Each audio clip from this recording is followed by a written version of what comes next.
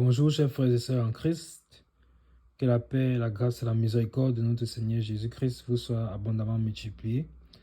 Bienvenue dans cette nouvelle session de 7 minutes de pain quotidien de ce 5 mars 2025. Donc, nous allons poursuivre notre série dans le livre des Actes des Apôtres au chapitre 1. Nous allons lire les versets 4 et 5. Comme il se trouvait avec eux, il leur recommanda de ne pas s'éloigner de Jérusalem, mais d'attendre ce que le Père avait promis. Ce que je vous ai annoncé, leur dit-il. Car Jean a baptisé d'eau, mais vous, dans peu de jours, vous serez baptisés du Saint-Esprit. Amen. Nous voyons donc ici que quand on dit comme il se trouvait avec eux, on est en train de parler du Seigneur Jésus.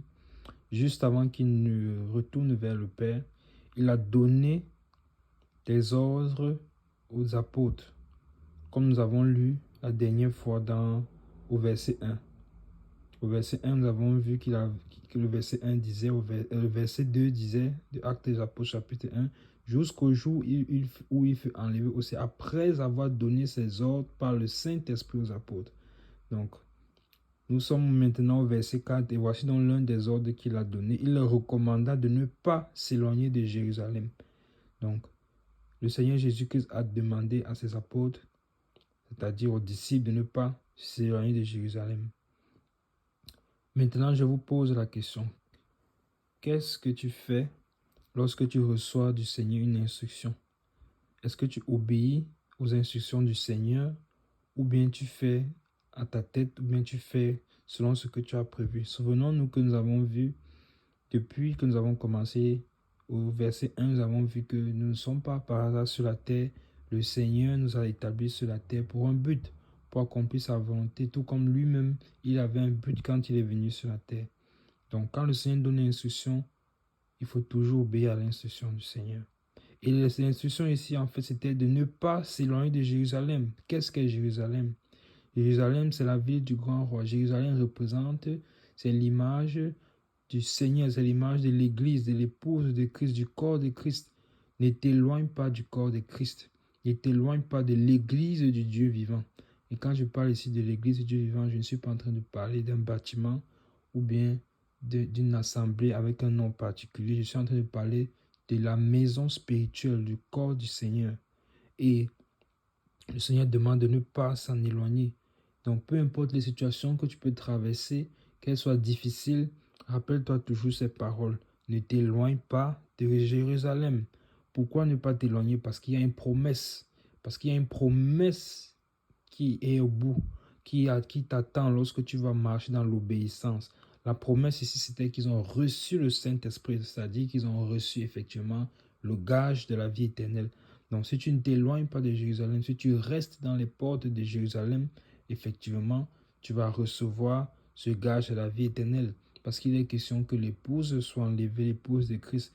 Donc, restons tous dans les rangs, restons tous à Jérusalem. Et le verset poursuit en disant, mais d'attendre ce que le Père avait promis. Le Père avait promis le Saint-Esprit. Le Père avait promis le Saint-Esprit.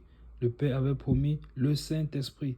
Le Père n'a pas changé. Il nous a promis qu'il revient. Jésus-Christ est également Dieu. C'est lui le Père. Il a dit qu'il va revenir pour nous chercher.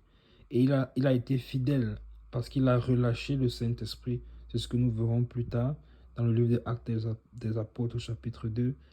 Il a relâché cet esprit. Il est fidèle. Et parce qu'il est fidèle, il est toujours fidèle. Il accomplit sa parole. Donc, il dit, ce que je vous avais annoncé, leur dit-il.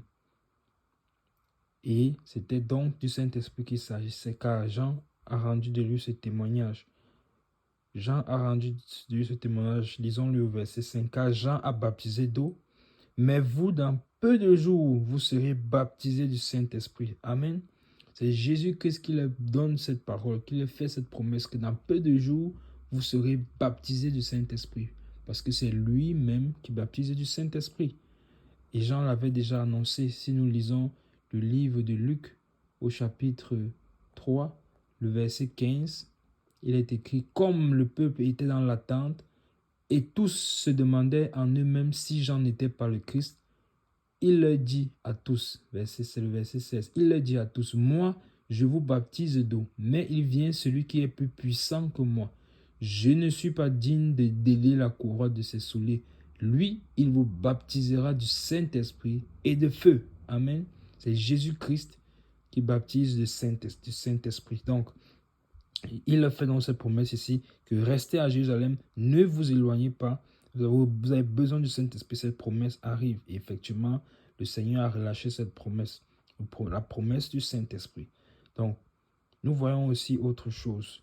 Le deuxième enseignement que nous pouvons tirer, c'est que pour se mettre à l'œuvre, pour travailler pour le Seigneur, travailler entre guillemets bien entendu, pour entrer dans le ministère, il faut d'abord au préalable avoir reçu l'Esprit de Dieu. Parce qu'on peut se retrouver en train de travailler pour soi-même ou de travailler de façon religieuse, mais n'avoir pas été envoyé par le Seigneur, n'avoir pas reçu la prérogative. La prérogative, d'abord, la condition première, c'est d'avoir reçu le Saint-Esprit. Donc, c'est quelque chose qui est très important pour nous en tant qu'enfants de Dieu. Il faut être sûr que l'on a reçu le Saint-Esprit parce que c'est le Saint-Esprit qui est le gage de notre héritage. C'est le Saint-Esprit qui est le garant de notre salut. Et donc, pour que les apôtres commencent le ministère, pour quand l'Église va naître au niveau de Actes des Apôtres chapitre 2, c'est au moment où ils ont reçu le Saint-Esprit. C'est à partir de là que tout commence. Lorsque Pierre va prendre la parole pour annoncer l'évangile à ceux qui étaient venus adorer à Jérusalem. Donc, nous voyons que le Saint-Esprit est la base de tout. C'est important d'avoir le Saint-Esprit. C'est important de connaître que l'on a le Saint-Esprit. C'est important de rechercher le Saint-Esprit.